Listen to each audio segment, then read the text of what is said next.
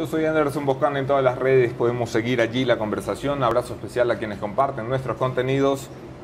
Los quiero más que si no los comparten. Bienvenido. José Valencia, ¿cómo está, canciller? Buenos días, ¿cómo está, Anderson? Qué gusto estar acá en el Café de Aposta finalmente. Finalmente. Ya casi que se acaba el gobierno y no venía. No. Tuvimos a puntito en octubre. Todavía tenemos unos... Y me debía una entrevista el canciller. meses por delante. La agenda a veces es muy complicada y no puedo coordinar, pero usted sabe que... Bienvenido. Sea esta la primera, no la última. Empecemos por el principio. Hay algo que a mí me preocupa y me mortifica. Y tenemos que empezar por allí. Su Cancillería y el Presidente de la República ha acusado fuerzas extranjeras de lo que ocurrió en este país en octubre, de la tragedia que ocurrió en este país en octubre. Muy particularmente, el presidente ha mencionado los gobiernos o regímenes de Cuba y Venezuela. Vamos por el principio, ¿cómo están nuestras relaciones con estos países y cómo es posible que si estamos seguros de que promovieron un golpe de Estado no hayamos tomado una medida diplomática dura y real? El presidente pues dijo lo que para nosotros es una realidad donde hay una serie de elementos que nos lleva a creer que efectivamente hubo una serie de conexiones, me refiero particularmente a Venezuela. Y me refiero a Venezuela porque, por ejemplo, toda una campaña de noticias falsas, estas fake news, fueron canalizadas y vinieron de sitios y de IPs, de direcciones informáticas, que rastreadas nos daban a entender, habíamos constatado que se originaban en Venezuela. Hay otros elementos también que nos llevan igualmente a determinar esta realidad. Durante las manifestaciones hubo muchas detenciones de quienes estaban directamente participando en las mismas y hubo ahí algunos ciudadanos extranjeros. Sin embargo, eso quiero ser extremadamente claro, porque el presidente también lo ha sido y también la ministra de Gobierno. El gobierno nacional sabe perfectamente que el procesamiento de estas situaciones tiene que orientarse, que canalizarse a través de la administración de justicia. En un gobierno democrático es lo que corresponde.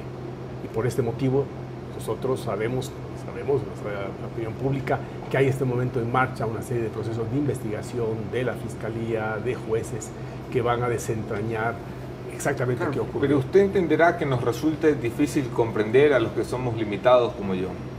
Usted no es limitado, ¿no? Que un gobierno como el ecuatoriano llame a consultas al embajador en Venezuela por un exabrupto verbal de Nicolás Maduro y que no llame a consultas a su embajador, o que no ponga en juego las relaciones, o que no expulse a la representación diplomática de venezolanos en Ecuador, cuando se habla de que participan de un intento de golpe de Estado, que son palabras mayores, que esto ya no tiene que ver con el honor del presidente, esto tiene que ver con la seguridad de todos nosotros aquí dentro. Entiendo que ustedes están pensando que primero es la justicia, pero la justicia y la diplomacia caminan por cuerdas separadas. Nada le impide tomar a usted acciones y al presidente de la República. Sí, las relaciones con Venezuela, usted ha dicho bien, están en este momento en un nivel extremadamente bajo. Y nosotros ya no tenemos en algún tiempo embajador en Caracas y declaramos persona non grata al embajador en Venezuela. Medidas adicionales se van a tomar, pero una vez más yo quiero en esto recalcarle, las medidas que se adoptan las tomamos siempre con apego al derecho internacional. No nos precipitamos con pasos o con decisiones que no estén ajustadas a ese derecho. Entonces lo que se va a adoptar y se adopte se producirá de una manera oportuna. ¿Cómo están nuestras relaciones con el gobierno de Andrés Manuel López Obrador? Son relaciones amistosas. El presidente López Obrador tiene una buena conexión, una amistad de muchos años atrás con el presidente Lenín Moreno. No tenemos con ellos ningún tema pendiente. Nosotros reconocemos el derecho soberano de un país a ofrecer asilo, si así crea una persona, aun cuando también, con mucha claridad, en esas en el caso del gobierno de México, indicar pues, las personas que alegan ser perseguidas políticas o sufrir persecución política no lo son. En el Ecuador no hay persecución por la forma en que se piensa, por la forma en que se plantean cosas o por la forma de actuar político dentro del marco de la ley y derecho. Como las personas que alegan ser... Bueno, aseguraba la bancada del correísmo, yo aquí tengo que traer todos los puntos de vista a la mesa, pero sí, la bancada del correísmo asegura que hay una investigación por instigación que investiga o que sale de las declaraciones que hiciera Gabriela Rivadeneira en su rol de legisladora desde la Asamblea Nacional, aludiendo a la necesidad de una muerte cruzada como un mecanismo constitucional, que no me gusta a mí, que seguro que no le gusta a usted, pero que es un mecanismo constitucional. ¿No le parece a usted que si eso es así, podríamos hablar de que Gabriela Rivadeneira y compañía sí están siendo perseguidos por lo que dijeron? Miren, es decir, por su postura política. En absoluto, en absoluto. Yo en esto no le quiero ir. O sea, hace un momento mencionaba, es verdad, la Fiscalía sigue y tiene su propio andarivel, su autonomía, y el Estado ecuatoriano es muy respetuoso con la Fiscalía. Y va a continuar haciendo. Pero esto no es una suerte de salida fácil para decir lo que le voy a decir a continuación. Esas investigaciones efectivamente están siendo conducidas por la Fiscalía. Nosotros no sabemos exactamente cuáles son los elementos que tiene la Fiscalía para acusar a la señora Rivadeneira o a alguna otra persona, ¿no? Sí sabemos, por ejemplo, con respecto al señor Patiño, porque es un proceso que ha avanzado. Sí. Él fue procesado por declaraciones que hizo hace un año atrás, donde llamaba, y eso está en YouTube, es público, todos lo hemos visto, a cerrar vías, a ocupar calles, a causar caos, a tomarse instituciones. Claro, que casi literalmente le estoy citando. Hizo más o menos lo que Jaime Vargas, pero él sí está procesado. Bueno, mire, eso pasó entonces, el juez se pronunció, e incluso el señor Patiño pudo haber, digamos, tenido la opción de pedir libertad bajo fianza, pero él optó por salir e irse a México. Entonces, son acciones judiciales, nosotros hemos informado de esto a las autoridades competentes, pero respetamos la decisión que ellos tomen, porque la Convención del Asilo va por ese lado, la soberanía. ¿Le han notificado al Estado ecuatoriano si Gabriela Rivadeneira y compañía aquí en la Embajada Mexicana ya son formalmente asilados? Tiene que haber una notificación, nosotros tendríamos que hacer constataciones, hemos recibido información de que ellos están ahí, por supuesto. De que están en proceso de asilo, pero... Claro, pero es un proceso interno legal, no solamente es un planteamiento del Estado que solicita esto, asilo, sino también el Estado que debería conceder ese salvoconducto, por ejemplo, tiene que a su vez hacer las investigaciones del caso, o los procedimientos administrativos más que investigaciones, a fin de procesarse. Recordará que eso pasó con Assange en la embajada en Londres, sí, sí. ¿No? El Ecuador solicitó asilo, el gobierno británico hizo una investigación legal con respecto a la petición ecuatoriana y luego tuvo un pronunciamiento. Vamos a hablar de eso también más adelante, pero quiero aprovechar esto último, el salvoconducto, que es una de las grandes dudas de cómo va a actuar el Ecuador. Si México decide ratificar la condición de asilados de quienes se encuentran en su embajada, que de momento entiendo no está en firme, o sea, no son asilados en firme, no se ha comunicado esto al Ecuador, de lo que entiendo. Si México decide hacerlo, ¿el Ecuador le va a conceder salvoconducto a estos asilados? Bueno, una vez más, una petición, una comunicación formal de México, que ellos están en la embajada, por supuesto que hemos recibido, que tienen en ese sentido una protección del Estado mexicano. La jurisdicción de toda embajada es la jurisdicción del Estado de esta embajada, en este caso de México, y si México da asilo, pues por supuesto es su derecho soberano, que no debe ser muy claro, ¿no? Okay. Tenemos que estudiar la situación antes de dar una respuesta a las autoridades mexicanas. Entonces, no podría anticiparle a este momento ninguna decisión sobre el tema, porque tenemos que completar trámites internos, tendríamos que completar todos los trámites internos antes de hacerlo. Por supuesto que una vez que tengamos esa respuesta, la comunicaremos a México por los canales oficiales. Pero la tradición ecuatoriana ha sido siempre entregar salvoconductos, ¿no? Salvo cuando estuvo Patiño, que se puso quisquilloso con el señor César Pérez de Diario Universo, protegido en la embajada panameña, si no me equivoco. La tradición de este país es respetar la tradición del asilo. Claro, o sea, los asilos están consagrados en convenciones internacionales, la Convención de La Habana y la Convención de Caracas de 1954. Esos son los pactos que rigen. En derecho internacional se aplica aquella fórmula del pacta sunt servanda, que es una expresión en latín que quiere decir que los estados tienen que respetar, tienen la obligación de respetar aquellos acuerdos, tratados que han suscrito.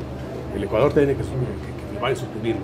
Lo que ocurrió con el señor Pérez en la época del presidente Correa, cuando justamente el ex canciller Patiño era ministro, de lo que yo entiendo, no he estudiado el caso en su último detalle, pero que yo entiendo, fue una absoluta, digamos, transgresión de lo que entonces establecía la convención. Digamos, yo siento ese caso porque César Pérez estaba asilado sin que hubiese una orden judicial en su contra, que es más o menos lo que se podría argumentar en el caso de quienes están asilados en la Embajada de México, que salvo Gabriela Rivadeneira, el resto está ahí porque quiere, porque tiene conciencia sucia.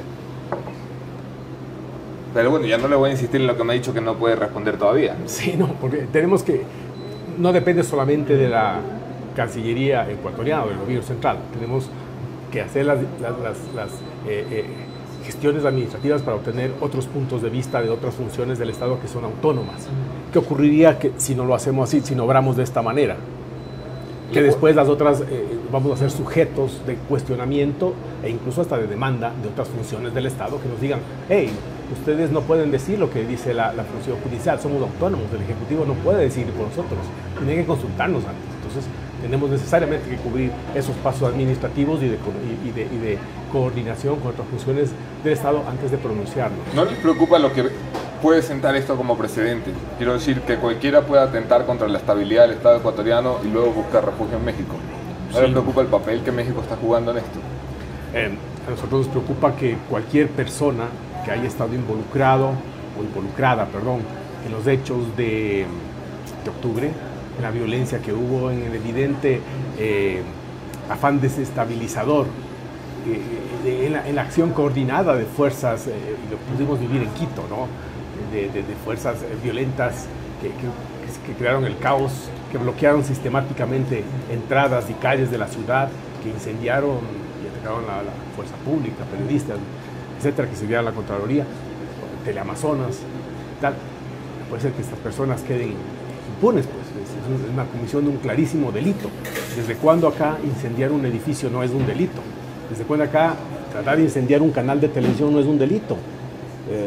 Es claramente establecido en la ley y el Estado ecuatoriano tiene la obligación, no es simplemente el Estado sigue o no sigue una causa contra una persona que estuvo involucrada en ello, tiene que hacerlo y tiene que culminar las investigaciones, siguiendo el debido proceso. El debido proceso es engorroso a veces porque uno quisiera resultados ya, pero hay que respetarlo porque son las normas de juego de una sociedad democrática, de la administración de justicia y al final de este proceso las autoridades determinarán si hay o no hay responsabilidades con respecto a tal o cual persona. Hay una historia muy famosa sobre 250 salvoconductos entregados en La Habana para que ciertas personas se pudieran movilizar hasta el Ecuador en los días previos y durante el paro nacional. ¿Ya tienen claro qué fue lo que pasó? Me parece que hay una confusión al respecto, ¿no? Los salvoconductos se otorgan exclusivamente a refugiados, a personas que buscan refugio en otro país o a personas que tienen asilo, ¿no? O en casos de emergencia hay algo muy parecido al salvoconducto, que son los documentos de emergencia de identidad, que esos se entregan ecuatorianos, ¿no? Entonces, ¿De qué estamos hablando? Esta historia, le digo, corre mucho en los pasillos de la policía, corre mucho en los pasillos de la política. Sí, no creo que ha habido eso. Lo que sí, por supuesto, hay un importante movimiento de personal, movimiento de personal de cooperación cubana que ha venido acá al Ecuador, que venía desde ese tiempo, y por supuesto esto es un asunto fruto de esa gestión, de ese movimiento, que claramente llama la atención, pero que no tenía una conexión específica, digamos, al respecto. ¿Quién es nuestro embajador en Cuba? El nuevo embajador en Cuba, y digo nuevo porque asumió solo hace unos días, es el señor Patricio Carrión, embajador Patricio Carrión. Él está ahí, si no me equivoco, desde hace un par de semanas. ¿Es cierto que tomó usted y el presidente de la República tomaron la decisión de purgar por fin nuestro servicio exterior? Me explico mejor. He recibido comunicaciones de distintas representaciones diplomáticas del Ecuador en el exterior que me dicen, mira, están cortando cabezas de lo lindo, y todas las cabezas que están cortando fueron personas vinculadas en altos cargos del correísmo durante el gobierno de Rafael Correa. Están haciendo movimientos después de lo sucedido en octubre. Es cierto, ¿no? Sí, se hacen movimientos, pero no es una purga. Bueno, sí, ya sé que me lo exageran, pero quiero decir... No, es una purga. Mire, las designaciones políticas, como ocurre en cualquier gobierno, son designaciones de personal diplomático en el exterior que es de confianza del gobierno y del presidente de la República. Y de acuerdo a la ley, el gobierno tiene absolutamente libertad de en cualquier momento notificar que los servicios de tal o cual funcionario de designación política. Pero tenían medidos correístas en el servicio exterior, también es cierto. Bueno, siempre tras un cambio de gobierno hay personas que tienen tal o cual orientación política y que quedan dentro de esta cuota política. Digo, el momento en que el gobierno juzga que es conveniente contar con tal o cual funcionario político, pues cuenta con él. El momento en que considera que las condiciones ya no están dadas para que eso ocurra, termina la vinculación de esta persona con el servicio exterior. Las cuotas políticas son tradicionales en el Ecuador y tradicionalmente, desde que Correa asumió el poder, se han convertido en un motivo de bochorno para quienes creemos la dignidad del servicio exterior ecuatoriano. Me explico mejor. Estas son cuotas discrecionales del presidente de la República y del gobierno de turno para quienes hayan hecho méritos suficientes y servicios a la nación, se supone. ¿Qué méritos suficientes y servicios a la nación ha podido hacer la esposa de Richard Espinosa, además de ser la esposa de Richard Espinosa? El papá de María José Carrión, además de ser papá de María José Carrión. Le pongo dos casos de decenas que hay actualmente en nuestro servicio exterior y se los pongo porque usted es un diplomático de carrera. Sí. ¿No le chirría cuando el presidente le pide que nombren a tal o cual que de diplomacia sabe lo que yo sé de fútbol? Pues mire, la cuota política está determinada en la ley. Partamos de eso, no es una cuestión arbitraria o ilegal. La ley dice que hay un cierto número de funcionarios que en este caso equivalen más o menos, si no me equivoco, a 79 u 80 personas, que es proporcional al personal de carrera y por tanto el presidente y el gobierno tiene absoluta independencia para escoger a las personas que van a cumplir funciones sobre la base de esta, o a partir de esta cuota política, o dentro de esta cuota política, por ser precisos. Algunas designaciones venían desde antes, ¿no? de la designación de la señora esposa del señor Martínez. De Espinosa. Martínez Espinosa, perdón, Richard Espinosa. Eso venía desde antes. Y claro, esto podría yo saber los entretelones del tema. Con respecto al señor eso iba. Yo pienso que el señor Patricio Carrión efectivamente no es un diplomático de carrera, es una persona que tiene otro tipo de especializaciones. No tengo este dato exactamente en su currículum, pero creo que sí cuenta él con los conocimientos, con las habilidades básicas. Más no, que básicas, yo no digo que no, yo pregunto nomás. Para hacer esto. Entonces sí, no. Yo pregunto porque mi gran preocupación es que le hayan dado eso por premio a la Majo, como el premio Consuelo, como le tuvieron que quitar la presidencia de una comisión, decirle, bueno, ya, venga Majo, le mandamos a su papi embajador. No fue eso. Creo que la conexión no es vía la asambleísta Carrión, sino es una conexión directa con el señor Carrión, en el sentido que se conoce, que él es una persona que sabe de Cuba, que conoce, que ha vivido incluso en algún punto de su vida, me parece, en Cuba, pero que, como le digo, creo que tiene la preparación suficiente para desempeñar ese cargo. Ocurre con otras designaciones políticas que, por supuesto, el personal de carrera tiene que prestar a los diplomáticos profesionales apoyo para que esta misión de los embajadores políticos se lleve adecuadamente. Y ahora, por ejemplo, en Cuba tenemos como segundo la misión un ministro de gran experiencia, Jorge Maldonado, que ha estado en muchas embajadas previamente, que sin duda va a tener una muy buena colaboración y apoyo a la gestión de Carrión. Pero creo que Carrión tiene esos básicos conocimientos y creo que va a ser un buen podemos estar tranquilos de que si el presidente se equivoca y escoge a alguien que no sabe, siempre va a haber alguien que sabe el lado. No, es un trabajo en equipo también las embajadas, y no le digo de manera retórica, pero es tal cual. Fíjese, un embajador manejando una embajada grande y haciéndolo solo es imposible. Necesita un equipo de trabajo y yo creo que el rol que el equipo cumple en estos casos es crucial, ¿no? Y los embajadores políticos de designación política se suelen apoyar con mucha frecuencia en el trabajo de los funcionarios de carrera que aportan a su gestión. Hablaba usted hace pocos minutos y yo le decía que quería ampliar sobre eso del caso de Julian Assange. Un caso resuelto bajo su administración, un caso que tenía años en la cola por resolverse. Finalmente el Ecuador tomó una decisión tan aplaudida como criticada, pero una decisión.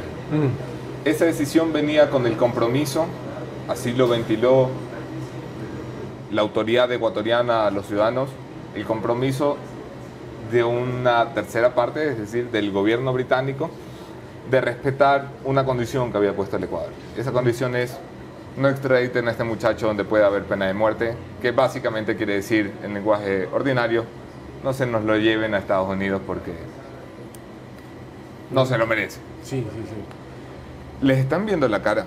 No, nosotros recibimos una carta del canciller británico que, a propósito, en realidad recibimos dos cartas de dos distintos cancilleres. El primero de ellos fue de Boris Johnson, el actual primer ministro, que entonces era ministro de Relaciones Exteriores, y nos escribió justamente indicándonos que el señor Assange no sería extraditado a otro país donde él pudiera sufrir primero tortura o malos tratos, y segundo pudiera verse sujeto a la pena de muerte. No hubiera garantías de que la pena de muerte no le fuera impuesta. Como cambió Johnson y asumió un nuevo canciller, y nosotros pedimos que se nos ratifique esa decisión. Y efectivamente recibimos esas mismas seguridades del nuevo canciller británico. Se me va este rato el nombre, su nombre, pero de todas formas iba en ese mismo sentido. Yo le hacía la pregunta porque hace muy pocos días la BBC publicaba sobre el archivo de la segunda causa que tenía pendiente Julian Assange en Suecia. Eran dos causas por las que era requerido, ya se ha archivado la segunda por pedido de la Fiscalía sueca, y esto abría la puerta a que, bueno, según el artículo, abría la puerta a la extradición a Estados Unidos. En ese caso, ¿cuál sería la postura del Ecuador? Bueno, la postura del Ecuador es, por supuesto, exigir que esas condiciones que se habían establecido, que habíamos recibido de Gran Bretaña, se cumplan, ¿no? No puede él ser extraditado a un sitio donde vayan a ejecutarle o pueda él verse visto a sufrir la pena de muerte, donde no haya esas garantías específicas, ¿no? No sé en realidad cuándo o cómo se vaya a conducir el proceso de extradición, pero nosotros estamos seguros que eso se va a respetar. Incluso, por supuesto, Gran Bretaña es un país donde la pena de muerte no rige, no hay pena de muerte en Gran Bretaña, y también es un país que, en eso confiamos muchísimo, tiene un sistema judicial extremadamente serio, respetable, respetuoso de los derechos fundamentales del debido proceso, del derecho a la defensa. Y desde este punto de vista creemos que, por supuesto, las decisiones que no tomará el gobierno británico, que tomarán los jueces británicos, van a ser decisiones apegadas. Pregúntele a Boris Johnson qué tan independiente es la Corte, ¿no? Que le ha volteado un par de cosas en los últimos meses. Exactamente. Recuerde usted que los jueces en Gran Bretaña echaron abajo algunos de los planteamientos de Johnson con respecto al Brexit. Eso no hay una separación de poderes, el judicial y el ejecutivo, que es diáfana en el Reino Unido. Nuestra relación con Estados Unidos. Hay una mejora insospechada desde que el presidente Lenín Moreno asumió el poder, una mejora porque hay un giro político, una apertura a retomar las relaciones históricas que han tenido los dos pueblos y las dos naciones. Esto incluye una visita de altísimo nivel, como no sucedía hace varias décadas en el Ecuador, del vicepresidente de Estados Unidos. Y aquí hay palo porque boga, palo porque no boga. Entonces le traigo el palo porque boga. No estamos demasiado involucrados con los gringos ahora. Hay quienes sospechan, y lo dicen abiertamente, sobre todo en la Asamblea Nacional, que las relaciones con Estados Unidos se nos están permeando demasiado en inteligencia, en Ministerio de Gobierno, en Ministerio de Defensa, y que eso es riesgoso. Ecuador tiene una relación amplia y abierta con todos los países. Punto central y punto de partida. Lo que ocurrió con la relación de Estados Unidos es que por ahí sí prejuicios ideológicos habían sufrido un deterioro durante 10 años progresivo y tal. No que no existieran, existían. Pero incluso llegamos a declarar persona non grata a una embajadora americana. En fin, lo que hemos hecho nosotros es actuar de una manera pragmática en el sentido de respondiendo a los intereses del Ecuador. A nosotros nos interesa pues tener una buena relación con los Estados Unidos por varias razones. Es el principal socio comercial del Ecuador ahora. Pero no hay acuerdo comercial. No hay acuerdo comercial, pero en eso estamos trabajando. Fíjese, con una mala relación tratar de trabajar en un acuerdo comercial imposible. Ahora es factible porque tenemos ese mejor clima bilateral con los Estados Unidos. País donde existe la mayor colonia de ecuatorianos en el exterior. una migración hacia los Estados Unidos de los años 50, progresiva, donde el mayor número de estudiantes ecuatorianos se van a especializar, los contactos comerciales, económicos, de inversiones están ahí. Entonces, nuestros prófugos emblemáticos también están en Estados Unidos, ¿no? También eso, y lo sigue la Administración de Justicia una vez más. Va a parecer como que estoy pasando toda la pelota a la Administración de Justicia, pero es tal cual. Y le digo por qué, porque por ejemplo, en las gestiones que llevamos adelante nosotros para que extraditen a los perseguidos por la justicia ecuatoriana y que están en este momento refugiados en Estados Unidos, en esas gestiones, quien tiene que decidir no es Washington, no tiene que decidir el Ejecutivo norteamericano, son jueces de los Estados Unidos. Jueces de cada una de las jurisdicciones. Y son absolutamente, créame, absolutamente independientes. Usted no puede ir con un juez y decirle, oye, aquí tengo esta recomendacioncita que viene de Washington. Los jueces son absolutamente independientes y actúan, y son muy rígidos. Como en el Ecuador. Bueno, en el Ecuador creo que hay buenos casos, para otros no tanto. Estamos peleando por eso todavía. Sí, así es. Posibilidades de acuerdo comercial con Estados Unidos no es una prioridad, dicen los diplomáticos estadounidenses. No solo los diplomáticos, lo dicen los empresarios, que son los que mueven la diplomacia. Sí, la política americana es una política que en este momento en temas comerciales tiene una posición más bien de aislamiento con respecto al mundo exterior. Lo que ocurre con China es un caso muy claro de ello, ¿no? Hay rivalidades económicas. La decisión de Estados Unidos muy temprano en la administración Trump de retirarse del TPP, este acuerdo con varias naciones de la cuenca del Pacífico, los problemas que mantienen con otras regiones en temas comerciales, con otros países, ¿no? Eso da un poco idea de la política central. Sin embargo, el Ecuador, hemos manifestado esto y creo que lo he entendido muy bien, de manera muy clara, no es una potencia comercial, por supuesto, ¿no? Más bien creemos que nos complementamos mucho con los Estados Unidos. Estados Unidos, por ejemplo, Ecuador exporta frutas, exporta verduras, exporta elaborados agrícolas, banano, camarón, pescado. Son productos que o no se producen en los Estados Unidos o la producción local no da para cubrir las necesidades. Entonces, no hay una competencia, sino una complementariedad. Entonces, bajo esa premisa, hemos planteado ir hacia adelante hacia un entendimiento comercial. No decimos un acuerdo comercial con Estados Unidos, porque tal vez eso puede tardar años en llegar, pero ir poco a poco, estableciendo entendimientos para algunos productos, estableciendo entendimientos sobre el marco legal de esa relación económica comercial, sobre el tema de inversiones, y de esa manera avanzar, consolidando la relación hasta que en un punto podamos establecer ya una cosa más. ¿El entendimiento comercial lo tiene que aprobar el Congreso de Estados Unidos? Sí, exactamente. Creo que estamos un poquito ocupados en este momento. A este momento estamos un poco ocupados, pero le cuento, yo creo que vamos por buen camino en esa relación, ¿no? De hecho, ahora se ha convocado y va a realizarse en diciembre, a comienzos de diciembre, la reunión de este Consejo de Comercio e Inversiones, el Trade and Investment Council. Es un consejo que reúne al Estado, a los gobiernos, a sus organismos, Ministerio de Comercio Exterior, Departamento de Comercio, y también que reúne al sector privado que están interconectados en su relación, digamos, económica, ¿no es cierto? Okay. Es un gran avance. La primera edición fue el año pasado en Washington, ahora corresponde realizarse en Quito y va a tener lugar ahora en diciembre. Creo que es una gran oportunidad para seguir avanzando en esta consolidación de la relación económica, que es mutuamente beneficiosa para Ecuador y para los Estados Unidos. Entiendo que muy bien avanza la relación con nuestro principal socio comercial. ¿Qué hay de la relación con nuestro principal acreedor? ¿Por qué los diplomáticos chinos en este país se quejan de que el principal acreedor del Ecuador casi no tiene contacto con el Ecuador? Y cuando lo ha tenido ha sido en muy malos términos, y hay historias míticas que se han vuelto ya muy famosas en los corrillos de la diplomacia, como exabruptos que tuvieron representantes del gobierno de Lenín Moreno que no representan a su ministerio. Pongo el nombre sobre la mesa porque a mí, cuando me lo contaron, no me dijeron que no lo cuente, pero hay una muy famosa historia de un exabrupto que tuvo Santiago Cuesta con el embajador de China, que incluyó palabras no pronunciables en este espacio, que es bastante liberal. ¿Cómo es posible que se hayan degradado tanto nuestras relaciones con China?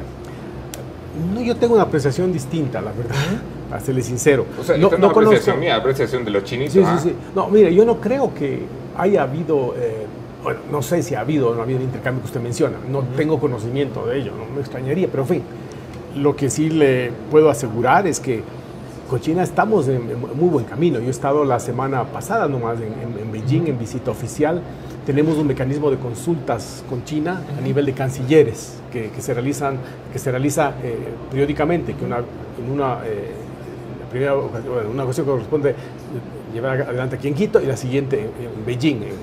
Y estuve en Beijing, yo por supuesto me reuní con el canciller Wang Yi chino, una magnífica relación, digamos, de conversar los temas bilaterales que tenemos los dos países, una agenda muy amplia, extensa. Pero ellos están muy preocupados de que no se esté respetando los tratos que el Ecuador tuvo con las inversiones chinas en el Ecuador. Están muy preocupados porque se les está dando marcha atrás, por ejemplo, en proyectos mineros y petroleros. Están muy preocupados porque el Ecuador habla de renegociar la deuda, pero no se pone a renegociarla. Están muy preocupados porque la relación no avanza en lo de fondo, avanza en lo de forma. Ya. Se toman la foto los cancilleres, pero en lo de fondo... No, yo eso creo que es una visión, una interpretación que no comparto.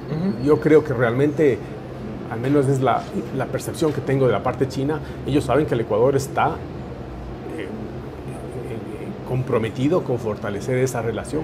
Creo que es una relación que nos interesa a las dos partes, que nos deja beneficios también a las dos partes. Hay importantes inversiones chinas aquí en el Ecuador. Claro que sí. El comercio con China ha crecido. Todavía tenemos una balanza comercial desbalanceada, ¿no?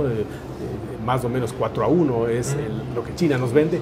¿Qué pasa con todos los países? Mire, allá afuera los carros que pasan cada vez son más autos chinos. En fin, pregúntale a Trump por qué se vuelve loco. Todo es made in China. Es una potencia, este rato industrial y lo que ofrece al mundo. Entonces hay esa desbalanza. Lo que nosotros estamos buscando es, por supuesto, cerrar esa brecha. La renegociación de la deuda con China, ¿es posible? Dentro de los parámetros de los documentos, yo no estoy familiarizado con los términos de los acuerdos de crédito con China. Me imagino que habrá alguna posibilidad de hacerlo. No estoy familiarizado. No le pregunto en cuanto a lo legal, porque en lo legal yo estoy claro que es posible. Yo le pregunto en cuanto a la apertura que tenga el gobierno chino para sentarse en una mesa de renegociación con el Ecuador. ¿Usted los ve? Sí, dejando de lado los parámetros económicos que no los sé y por tanto no puedo pronunciarme al respecto, creo que en China hay una muy buena voluntad y apertura hacia el Ecuador. Creo que China tiene con nuestro país una visión muy pragmática, muy positiva, de colaboración, y creo que eso ha arrojado frutos y no veo por qué en el futuro esa buena relación no continúe. Recta final de la conversación con José Valencia. Último tema que me gustaría tocar es migración venezolana, que entenderá usted que me interesa por partida doble. ¿En qué ha quedado esto? Porque controladas no van a estar las cosas. Hubo un momento en que yo creía que lo que los países de América del Sur, las democracias de América del Sur esperaban era que mágicamente se solucionaran las cosas en Venezuela. Que no va por ahí la cosa. Sí, bueno, es muy difícil evidentemente predecir qué va a ocurrir en Venezuela. Todas las predicciones que se han hecho en el pasado han demostrado que en la realidad no funcionan. El régimen de Maduro pues, ha dado muy pocas señales de realmente estar interesado y comprometido para llegar a una solución política en los términos que creo que son los universalmente aceptados, excepto por el régimen de Maduro, por cierto, para una pacificación del país, para una realización de elecciones sin excluir a nadie, para establecer un parámetro, un marco legal y un marco institucional que garantice que esas elecciones sean transparentes, observación internacional, en fin, que eso se lleve adelante.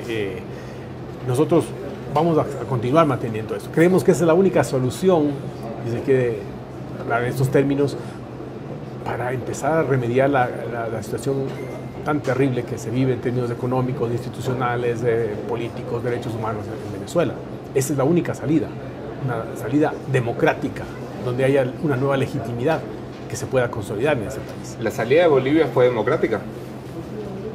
La salida de Bolivia nosotros vemos, o sea, usted me dice con la actual presidencia... ¿La salida de Evo Morales fue democrática? Bueno, renunció, le envió voluntariamente su renuncia a la Asamblea, también García Linera. Bueno, voluntariamente con un militar diciéndote te sugiero renunciar no es tan voluntario, ¿no? Podía simplemente haber salido del país sin dejar la renuncia, pero no fue el caso, no fue el caso. Y después la Corte Constitucional, el Tribunal Constitucional Boliviano, avaló la investidura de la presidenta interina. ¿La reconoce el Ecuador? El Ecuador no reconoce a gobierno, o sea, ningún Estado reconoce a gobierno, solamente se reconoce a Estados, ¿no? Lo que nosotros tomamos nota de esa sucesión y le deseamos a la presidenta interina. Pero por supuesto que se reconoce a gobierno. El Ecuador fue uno de los países que reconoció a Juan Guaidó como presidente interino de Venezuela. No, también tomamos nota de su elección como presidente interino, elección fruto de una decisión de la Asamblea venezolana, que es una institución legítima que fue elegida en elecciones libres y reconocidas como elecciones libres y transparentes. Desde ese punto de vista nosotros vemos una continuidad de legitimidad y por eso es que Juan Guaidó es el presidente interino y como tal nosotros actuamos y nos interrelacionamos con él. Y lo reconocieron, porque fue textualmente el pronunciamiento del presidente de la República, ¿no? Por supuesto, lo reconocemos, pero... No me diga ahora que no se reconoce a presidentes y gobiernos. Pero es que no es reconocimiento en términos de reconocimiento como cuando se reconoce un Estado. Por ejemplo, cuando se creó el Estado de Israel en 1948, reconocimos al Estado de Israel. De otros estados. Sí, ahí toda esa teoría de la reformulo para no complicarlo. Vamos a tener relaciones con el gobierno de la nueva presidenta interina. Continuamos teniendo relaciones, ¿sí? Continuamos teniendo un embajador en La Paz, continuamos estando en contacto con las autoridades bolivianas cuando hay asuntos bilaterales que atender. Hemos expresado nuestro punto de vista al respecto también en la OEA. Estamos en línea y hemos sacado ayer nomás un comunicado saludando el establecimiento de una mesa de diálogo en Bolivia, sí, donde van a estar trabajando Naciones Unidas, la Unión Europea y la Iglesia boliviana y van a convocar, ya se establecieron, están contando actores sociales y políticos bolivianos con miras de encontrar una solución. No dijimos nada durante los días de incertidumbre luego de que Evo fuera acusado de un apagón electoral. Nosotros nos pronunciamos del momento, como siempre lo hacemos de una manera muy seria, que hubo una clarísima, se estableció con claridad la realización ilegal de elecciones, de la ilegitimidad de las elecciones del 20 de octubre. Y al presidente no se le hacía... La OEA se pronunció. Al presidente no se le hacía un poco incómodo el tema, digo, por lo del apagón. No, en absoluto, porque aquí las cosas fueron absolutamente diferentes. Como se lo acusó tanto tiempo se y está comparando dos cosas a lo mejor distintas. El presidente decía... No. Usted ve, en Bolivia hubo un pronunciamiento de la auditoría, de la Comisión de Auditoría Electoral de la OEA, donde se establecieron un número elevado, no me acuerdo si 30 distintos pruebas que dejaban claro que hubo poca transparencia, que hubo manipulación informática, que los resultados fueron tergiversados y manipulados en ese país. Aquí en el Ecuador eso nada ocurrió. Hubo también observación de la OEA, que no tuvo ni mucho menos de ese tipo de conclusiones. Me queda cortísimo el tiempo. Solo quiero que no se vaya sin preguntarle por María Fernanda Espinosa. Acaba de anunciar su candidatura a la presidencia de la OEA. Entiendo que no cuenta con el respaldo de este gobierno y su Cancillería. ¿Es así? El Ecuador se había anunciado previamente, comprometido su apoyo con la candidatura del señor Luis Almagro. Entonces, conocimiento público, los países lo saben, y desde ese punto de vista, pues no sé esa versión de dónde viene, ¿no? Sabemos que creo que Antigua y Barbuda o algún vocero de Antigua y Barbuda lo ha hecho. Bueno, ellos son los que tienen que explicar al respecto, pero... Sí, bueno, la más peor va a jugar por el Caribe, que son un poco de votos dentro de la OEA, ¿no? Vea, preferiría no pronunciarme al respecto, pero como están las cosas, no lo pongo usted, como lo asumo yo. Canciller Valencia, gracias por estar aquí, gracias a ustedes por acompañarnos. Encantado. Terminamos con mi conclusión de esta mañana, esto es el punto final.